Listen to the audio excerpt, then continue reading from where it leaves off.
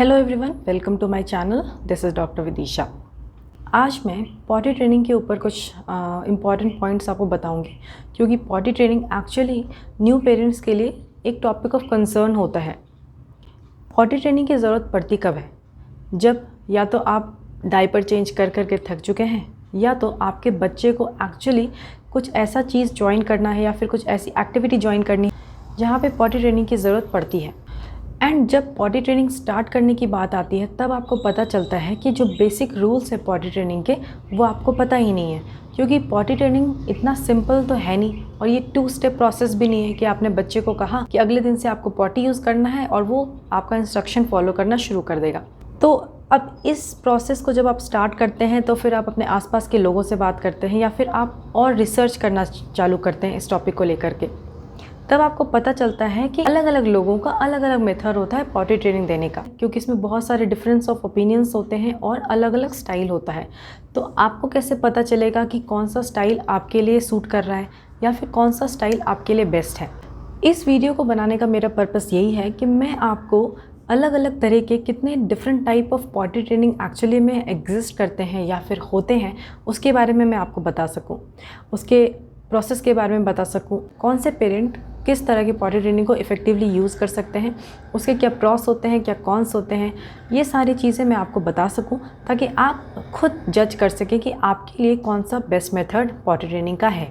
अब बात करते हैं best method of potty training. क्या कोई बेस्ट मेथड होता है पॉटी ट्रेनिंग का? अगर आपको ये लगता है कि आपका बच्चा जो है वो अब पॉटी ट्रेनिंग के लिए रेडी है, तो नेक्स्ट स्टेप ये होता है कि आपको ये डिसाइड करना कि आपके लिए कौन सा स्टाइल बेस्ट है पॉटी ट्रेनिंग का for your child. And potty training का कोई एक मेथड बेस्ट नहीं होता, या फिर कोई एक तरीका सबसे बेस्ट नहीं होता। हर तरीके का अपना एडवांटेज होता है, अपना डिसएडवांटेज होता है, आपकी फैमिली का अपना शेड्यूल होता है, जिस हिसाब से आप अपना डिसाइड करते हैं कि आपको कौन सा स्टाइल यूज़ करना है अपने बच्चे को पॉटी ट्रेन करने के लिए। एंड एक्चुअली बहुत तरह के पॉटी ट्रेनिंग मेथड एग्जिस्ट करते हैं, जिसको कि मैं 1 बाय 1 डिस्कस करूँगी। जिसमें सबसे पहला आता है child oriented potty training. Child oriented potty training, जैसा कि नाम बता रहा है, सजेस्ट कर रहा है ये नाम, कि चाइल्ड से रिलेटेड है, मतलब चाइल्ड ही इस पॉटी ट्रेनिंग के मेथड का बेसिस है। मतलब ये आपको तब यूज़ करना है जब आपको कोई रश नहीं है कि आपको बच्चे को इन दिनों के अंदर या फिर कुछ लिमिटेड टाइम है जिसमें आपको पॉटी ट्रेन करना है। आपके पास टाइम है, आप पेशेंट हैं बच्चे को पॉटी ट्रेन करने के लिए, और कुछ दिन और आप डायपर बच्चे को यूज़ करने दे सकती हैं। ये जो स्टाइल है, ये एक पीडियाट्रिशियन ने ही सजेस्ट किया था, जिसका नाम था टी बेरी ब्लैजेंटॉन। एंड ये मेथड जो होता है, ये one of the most successful method होता है पॉटी ट्रेनिंग का। इस मेथड को यूज़ करने का आइडियल एज होता है 2 to 3 ईयर्स ऑफ चाइल्ड, और स्पेशली जब बच्चा 3 ईयर्स के क्लोज होता है, जब बच्चा अपने आप को एक्सप्रेस करने लगता है, वो बोल सकता है कि उसे टॉयलेट जाना है या फिर उसे पॉटी सीट यूज़ करनी है, इस तरह की बात जब बच्चा बोलने लगता है तब। इस मेथड में आपको पूरी तरह से सिर्फ बच्चे की पॉटी ट्रेनिंग पे फोकस करने की ज़रूरत नहीं है। आप अपने शेड्यूल में से कुछ टाइम निकाल करके पॉटी ट्रेनिंग के लिए दे सकते हैं। और इसमें क्योंकि बच्चा खुद पॉटी ट्रेनिंग के लिए या फिर पॉटी यूज़ करने के लिए बोलता है, तो इसमें बच्चे का जो रेसिस्टेंस होता है या फिर बच्चे जो ज़िद करते हैं, वो इसमें इन्वॉल्व ज़्यादा नहीं होता है। तो ये एक तरह से थोड़ा इजी मेथड होता है बच्चे को ट्रेन करने के लिए। एंड इसका डिसएडवांटेज ये है कि ये कोई बहुत क्विक मेथड नहीं है पॉटी ट्रेनिंग का। इसमें आपको वेट करना पड़ता है, बच्चे से बात करना पड़ता है, एंड कुछ दिन और आपको डायपर का यूज़ करते रहना पड़ेगा। इस प्रोसेस में, मतलब ये जो प्रोसेस है पॉटी ट्रेनिंग का, इसमें पेरेंट्स को लगातार बच्चे से बात करना होता है पॉटी के बारे में बताने में, या फिर उसे यूज़ करने के लिए, उसे इनकरेज करने के लिए। बट इसमें बहुत ज़्यादा एफ़र्ट नहीं लगाना है बच्चे को पॉटी यूज़ करने के लिए, उसमें बच्चे को पुश नहीं करना है इस तरह की चीज़ों के लिए। आपको बच्चे को वॉच करना है, उसका नेचुरल इंटरेस्ट होना चाहिए पॉटी यूज़ करने का। जब आप इसे वॉच करेंगे बच्चे को कि उसका नेचुरल इंटरेस्ट इंक्रीज़ हो रहा है पॉटी यूज़ करने के लिए, तब आप उसे इनकरेज करेंगे to use the potty seat. And उसे एग्जाम्पल देना है कि अब आप बड़े हो चुके हो, आपको बड़ों की तरह वॉशरूम यूज़ करना चाहिए। दूसरा मेथड होता है 3 डे पॉटी ट्रेनिंग। इस पॉटी ट्रेनिंग मेथड को वो यूज़ करते हैं जिन पेरेंट्स को बहुत जल्दी है कि वो अपने बच्चे को पॉटी ट्रेन करें, क्योंकि हो सकता है उनको कुछ बच्चे को कहीं भेजना है, कोई स्कूल ज्वाइन कराना है या फिर कोई एक्टिविटी ज्वाइन कराना है। तो उस तरह के पेरेंट्स ये पॉटी ट्रेनिंग का मेथड यूज़ कर सकते हैं। एंड इसमें जो आइडियल एज होता है बच्चे का वो अराउंड 22 मंथ्स होता है। अगर 22 मंथ्स के बच्चे में आप इस तरह की पॉटी ट्रेनिंग यूज़ करेंगे तो ये इफ़ेक्टिव होता है। इस प्रोसेस का एडवांटेज ये है कि एक क्विक मेथड है बच्चे को पॉटी ट्रेन करने का, और डिसएडवांटेज ये है कि आपको 3 दिन तक पूरी तरह से सिर्फ पॉटी ट्रेनिंग पे ही फोकस करना होता है।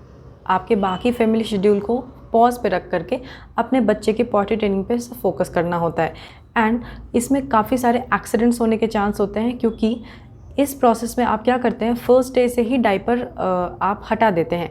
आप सिर्फ अपने बच्चे को एक टी शर्ट पहनाएंगे और एक अंडरवेयर पहनाएंगे, एंड बहुत सारा अंडरवेयर आपको स्टोर करके रखना पड़ेगा क्योंकि आप डायपर नहीं यूज़ करने वाले हैं अगले 3 दिन। प्लस इसमें आपको लिक्विड का यूज़ ज़्यादा करना है। अगर आप लिक्विड ज़्यादा देंगे बच्चे को तो वो एनकरेज करेगा बच्चे को पी करने के लिए। एंड इस प्रोसेस में क्योंकि डायपर हमारे पास नहीं है, बच्चे को नेचुरली अपना पता लगाना है कि उसे वॉशरूम जाना है या नहीं जाना है, तो आपको बच्चे को एनकरेज करना होगा to keep their underwear dry. तो इस चीज़ के लिए पेरेंट्स को रेडी रहना पड़ता है, उसे बताना पड़ता है कि आपको सुसु आई थी, आपने बताया नहीं। इस तरह की चीज़ आपको बच्चे को बतानी है।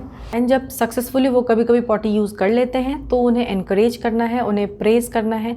तो इस वाले प्रोसेस में आपको बहुत ज़्यादा टाइम देना पड़ता है, बहुत पेशेंटली बिहेव करना पड़ता है बच्चे के साथ। एंड जब बच्चा मिस कर जाता है पॉटी यूज़ करना तो उसे एज अ चांस लेना है, उसे ये बताने का कि इस समय आपको पॉटी यूज़ करना था बट आपने यूज़ नहीं किया।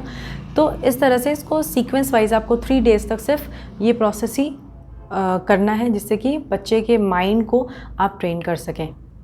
थर्ड मेथड होता है पेरेंट लेड पॉटी ट्रेनिंग। इसमें ये उन पेरेंट्स के लिए अच्छा ऑप्शन है जिनको शेड्यूल में रहना पसंद है। तो ये एक तरह से ऑर्गेनाइज्ड तरीका होता है अपने बच्चे को पॉटी ट्रेन करने का।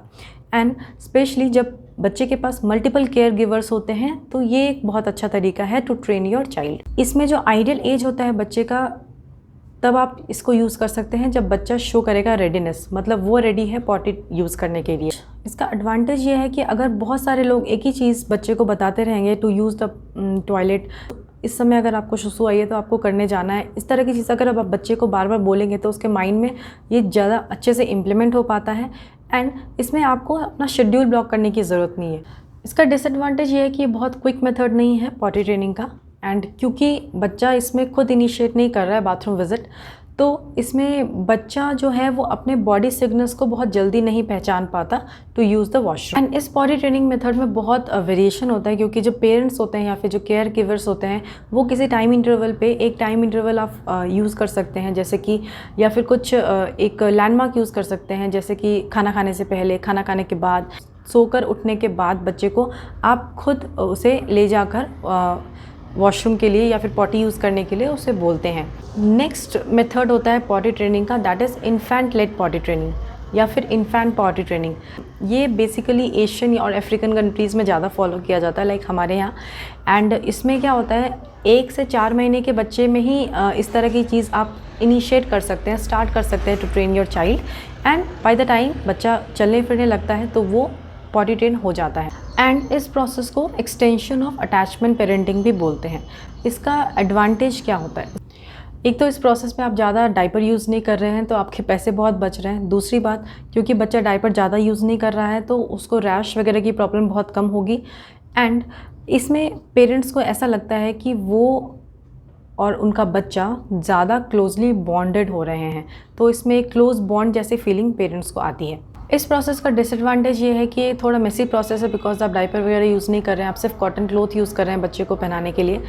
एंड इसमें जो पेरेंट्स होता है, बेसिकली जो मदर होती है, वो बच्चे के क्यूज़ को पहचानती है कि इस समय हो सकता है उसे वॉशरूम जाने की ज़रूरत हो रही है या फिर उसे पॉटी यूज़ करने की ज़रूरत हो रही है।